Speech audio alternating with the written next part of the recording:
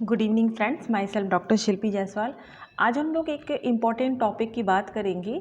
National movement में जो यानी भारतीय राष्ट्रीय आंदोलन में कौन कौन से आंदोलन हुए और कौन कौन से आंदोलन महत्वपूर्ण थे, किस सन में हुए, इसकी हम लोग बात करेंगे।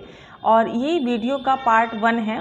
नेक्स्ट पार्ट यानी पार्ट 2 जो है वो हम आगे अपलोड कर देंगे। फिलहाल हम लोग पार्ट 1 की बात करते हैं। तो सबसे पहले देखते हैं कि जो भारतीय राष्ट्रीय आंदोलन हुए, जो स्वतंत्रता संघर्ष हुआ, वो किस सन में हुआ और किस सन में कौन सा आंदोलन हुआ, ये अक्सर एग्ज़ाम में पूछता है।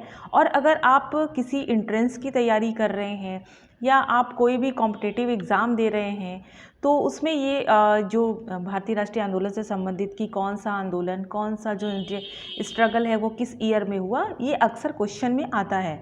तो स्टार्ट करते हैं। 1857 यानी कि 1857 में कौन कौन सी क्रांति हुई? तो 1857 की क्रांति होती है जो कि दिल्ली, मेरठ, आगरा, कानपुर और लखनऊ में होती है।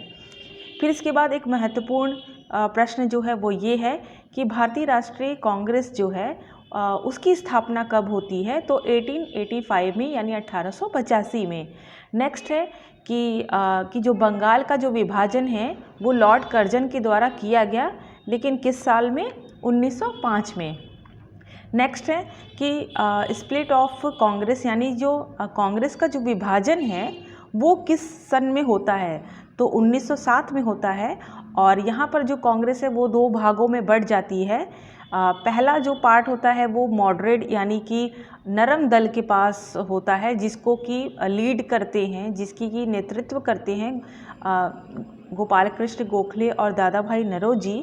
और रेडिकल यानी कि जिसको कि उग्रवादी विचारधारा या कहते हैं, उसको लीड करते हैं। उसका जो प्रतिनिधित्व है वो बाल गंगाधर तिलक करते हैं। नेक्स्ट है कि मुस्लिम लीग की स्थापना कब हुई थी? तो 30 दिसंबर 1906 में मुस्लिम लीग की स्थापना होती है। नेक्स्ट है कि भारत जो है उसकी राजधानी कोलकाता थी, तो वो कब दिल्ली कब शिफ्ट होती है? यानी कि भारत की जो राजधानी कलकत्ता से दिल्ली कब स्थानांतरित होती है? तो 1911 में स्थानांतरित होती है। नेक्स्ट है कि गदर पार्टी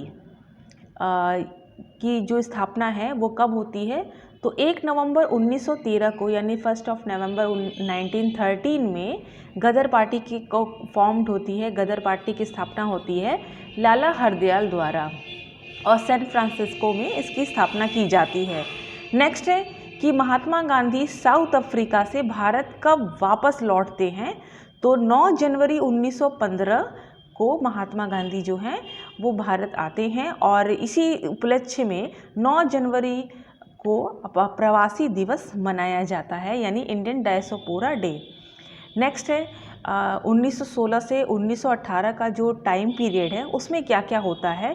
तो पहला होता है कि जो भारतीय राष्ट्रीय कांग्रेस है, जो इंडियन नेशनल आईएनसी है, उसमें मोहम्मद अली जिन्ना जो है उसको ज्वाइन करते हैं।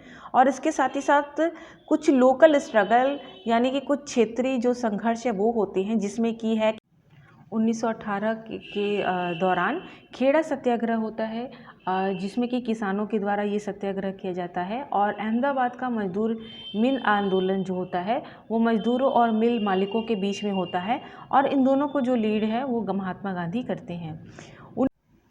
1919 में रोलट एक्ट सत्याग्रह किया गया, जो कि गांधी जी के लीडरशिप में लीड किया गया। और इस सत्याग्रह के दौरान गांधी जी ने 6 अप्रैल 1919 को एक देशव्यापी हड़ताल का आह्वान किया था।